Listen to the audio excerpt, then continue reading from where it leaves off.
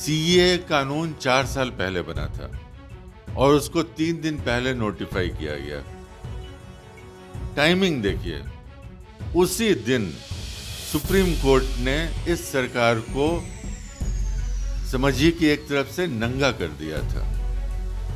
इतना unfortunate situation है कि इस देश के सबसे बड़े लॉ ऑफिसर तुषार मेहता ने सुप्रीम कोर्ट में झूठ बोला। ये 21वीं शताब्दी का भारत का ये सबसे बड़ा आर्थिक घोटाला है और बहुत जल्दी आपको गली गली में शोर है सुनने को मिल जाएगा जब 15 तारीख को इलेक्शन कमीशन इसको अपने वेबसाइट पर डाल देगी। अभी सरकार को बने हुए 1.5 महीना से ज़्यादा समय हो गया है, लेकिन आज तक मंत्रिमंडल का विस्तार नहीं हुआ है। पूरी प्रशासनिक व्यवस्था ठप है। जहां 35 मंत्री काम करते थे, आज सिर्फ 5 मंत्री हैं। और हालत यह है कि इस बीच मुख्यमंत्री को विदेश भ्रमण का मौका मिल जाता है। नमस्कार, न्यूज फाउंडेशन देख रहे हैं और मैं हूं आपके साथ रंजन सिंह। बिहार के पूर्व डिप्टी सीएम सह नेता प्रतिपक्ष तेजस्वी यादव ने एक वीडियो जारी किया और इस वीडियो के माध्यम से उन्होंने बताया कि 17 साल बनाम 17 महीना में हमने जो काम किए, और इस बात को लेकर भारतीय जनता पार्टी ने सवाल खड़े किए हैं। कहा है 17 महीने बनाम 17 साल जो तेजस्वी यादव कर रहे हैं, तो उनको ये जवाब देना चाहिए कि 17 महीने में जो उन्होंने घोटाला किया है उसका भी वीडियो उनको जारी करना चाहिए। साथ ही साथ उन्होंने यह भी कहा कि नीतीश कुमार उनके कारनामे से परेशान होकर उनसे अलग हुए। ये बात नित्यानंद राय ने कहा है। साथ ही साथ कई ऐसे मुद्दे हैं जिस पर हम बात करेंगे। राष्ट्रीय जनता दल के राष्ट्रीय प्रवक्ता करुणा सागर हैं हमारे साथ बातचीत के लिए। ये बताइए, तेजस्वी यादव को यह कहा जा रहा है कि 17 महीने में जो घोटाले किए उस घोटाले को भी उजागर या वीडियो जारी करे। देखिए, नित्यानंद राय जी ने जो कहा उसको आप ऐसे देख सकते हैं कि खिसियानी बिल्ली खंभा नोचे। तेजस्वी यादव जी ने तो आज वीडियो जारी किया है, लेकिन बिहार की जनता 17 महीने में जो काम हुआ है उस काम को बिहार की जनता ने देखा है, सराहा है, परखा है और आज तेजस्वी यादव जी को बिहार की जनता अपने सर आंखों पर बिठाकर तैयार है। और ये सिर्फ मैं बोलने को नहीं बोल रहा हूँ। आपने देखा 20 तारीख से लेके 1 तारीख तक जिस तरह से उनकी जन विश्वास यात्रा में भीड़ उमड़ी। मैं खुद जहानाबाद में उस विश्वास यात्रा में था और उस माहौल को, स्टेज को और जनता का जो जोश था, तो इस पूरे प्रकरण में हमने देखा कि एक तरफ जनता में आक्रोश है कि 17 साल में हमें झुठलाया गया, बहलाया गया, फुसलाया गया, धोखा दिया गया और बिहार को एक मजदूर सप्लाई करने का राज्य बना दिया गया। और दूसरा, उनकी आंखों में एक आकांक्षा थी, अपेक्षा थी, एक उम्मीद की किरण थी और वो उम्मीद की किरण तेजस्वी यादव जी हैं। और यही जब गांधी मैदान में ऐतिहासिक रैली 3 तारीख को हुई तो आपने देखा।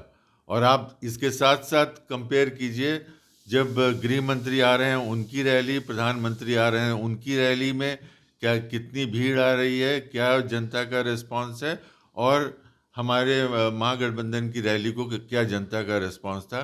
तो अपने आप पता चल जाता है कि इस समय जनता किस पर विश्वास कर रही है। दूसरा सवाल ये है कि CAA लागू हो गया है, किस तरीके से देखते हैं आप इसको? देखिए, ये सीए तो एक बहाना है मोदी सरकार को बचाना है। सीए कानून 4 साल पहले बना था और उसको 3 दिन पहले नोटिफाई किया गया। टाइमिंग देखिए, उसी दिन सुप्रीम कोर्ट ने इस सरकार को समझिए कि एक तरफ से नंगा कर दिया था। इतना अनफॉर्चुनेट सिचुएशन है कि इस देश के सबसे बड़े लॉ ऑफिसर तुषार मेहता ने सुप्रीम कोर्ट में झूठ बोला। स्टेट बैंक ऑफ इंडिया के चेयरमैन ने सुप्रीम कोर्ट में झूठ बोला। और झूठ बोलने के लिए देसी लोगों की कमी हो गई तो विदेश से क्वीन काउंसिल को बुलाया गया हरीश साल्वे को झूठ बोलने के लिए।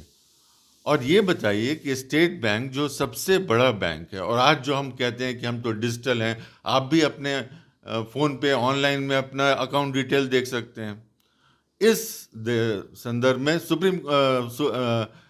स्टेट बैंक ने क्या दलील दी, हमें 3 महीने का टाइम चाहिए, 30 जून तक का डेट दे के 30 जून का। अब देखिए इसमें अहम मुद्दा क्या है। अहम मुद्दा यह है कि 16 जून तक मौजूदा लोकसभा का कार्यकाल समाप्त हो जाएगा और 16 जून तक सरकार बननी है। इसीलिए इन्होंने 30 जून का समय मांगा ताकि ये चुनावी मुद्दा न बन सके। लेकिन मेरा ये कहना है कि 21वीं शताब्दी का भारत का ये सबसे बड़ा आर्थिक घोटाला है और बहुत जल्दी आपको गली गली में शोर है सुनने को मिल जाएगा, जब 15 तारीख को इलेक्शन कमीशन इसको अपने वेबसाइट पर डाल देगी। और ये 3 महीने का टाइम मांग रहे थे, जब सुप्रीम कोर्ट के जजेस ने कहा कि या तो दीजिए या कंटेम्प्ट करेंगे, कंटेम्प्ट मतलब जेल जाएंगे, तो जेल की धमकी से जो 3 महीने मांग रहे थे वो 24 घंटे के अंदर इलेक्शन कमीशन को सारा डिटेल दे दिए। तो ये बताइए कि इस स्टेट बैंक ऑफ इंडिया कोई चिटफंड तो है नहीं, और जब वह उसका चेयरमैन झूठ बोलता है तो ये बताइए कि स्टेट बैंक के जो करोड़ों जो लोग उसके साथ जुड़े हुए हैं उनका क्या विश्वास रह जाएगा उस पर।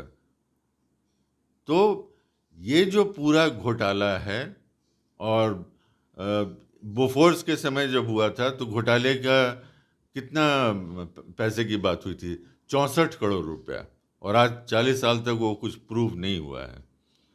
लेकिन राजीव गांधी की सरकार उस मुद्दे पर गई, और ये सरकार, ये कम से कम 10 से 12 हजार करोड़ का घोटाला है, और इस घोटाले पर ये सरकार जाएगी।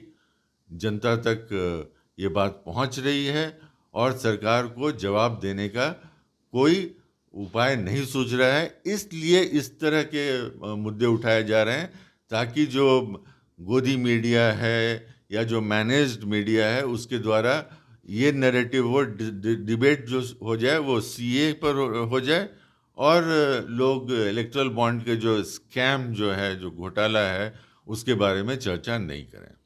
एक सवाल ये भी है कि आखिरकार सीट बंटवारे को लेकर काफ़ी पेच फंसा हुआ है एनडीए में। चिराग पासवान, नीतीश कुमार, भारतीय जनता पार्टी, क्या लग रहा है कि बिहार में सब ठीक रहेगा? देखिए, जहाँ तक सीट बंटवारा का एनडीए का है, तो पहली बात तो ये है कि एनडीए का अंदरूनी मसला है। लेकिन यहाँ पर वह नॉर्मल सिचुएशन में हम कमेंट करना पसंद नहीं करते, लेकिन यहाँ पर इसलिए कमेंट करना पड़ रहा है क्योंकि इससे बिहार की सरकार को फर्क पड़ रहा है। अभी सरकार को बने हुए 1.5 महीना से ज़्यादा समय हो गया है, लेकिन आज तक मंत्रिमंडल का विस्तार नहीं हुआ है। पूरी प्रशासनिक व्यवस्था ठप है। जहाँ 35 मंत्री काम करते थे, आज सिर्फ 5 मंत्री हैं।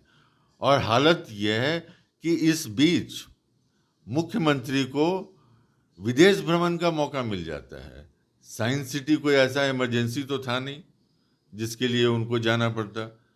तो मंत्रिमंडल का विस्तार नहीं हो रहा है, नए मंत्री नहीं बनाए जा रहे हैं, डिपार्टमेंट नहीं बांटे जा रहे हैं, सरकारी काम नहीं हो रहा है, लेकिन मुख्यमंत्री विदेश जा रहे हैं और उनके जितने उप मुख्यमंत्री और बाकी मंत्री हैं वो पटना से ज़्यादा अपना समय दिल्ली में बिता रहे हैं। तो ये इसलिए इस बात पर कमेंट करने की ज़रूरत है। चलिए, बिल्कुल। तो हमारे साथ करुणा सागर थे। आपने सुना है इनकी तमाम बातों को। सरकार ठीक से नहीं चल रही है, यह सवाल पड़ा है। गणेश फाउंडेशन के साथ नमस्कार।